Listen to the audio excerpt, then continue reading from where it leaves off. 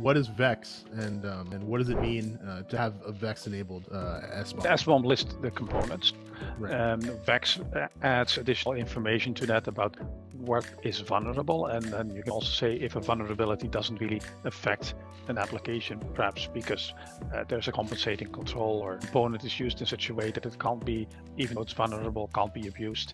A good example of that would encryption libraries, right? So encryption libraries often have a huge number of encryption algorithms in them, and you might be using, a particular algorithm that is, perfectly fine, but there might be a vulnerability with another algorithm in that library, but you're not using that algorithm. So it's for use with internal risk management as you're using it actively. I hear different things from the vendors and from the buyers. For the vendors, I think it's important to have VEX, right? Because it reduces for them the effort to eliminate vulnerabilities. And there are a lot of these type of scenarios that I just painted where it actually, it doesn't make sense for them to eliminate that vulnerability in that crypto library because they're not using that particular part as an example. But the buyers are often kind of skeptical, and they want to have the kind of do their own analysis. That's very fair.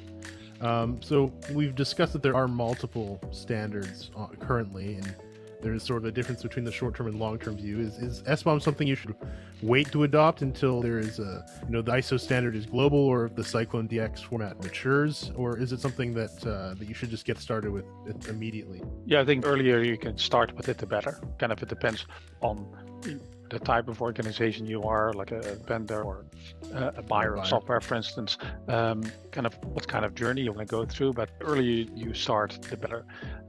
You build up more understanding, and effectively a situation where you have two standards is actually not that bad. I mean, there's a lot of areas where, look at standards for instance, for APIs, right? There's, SOAP and REST, there's a bunch of others. So that didn't stop people from developing APIs.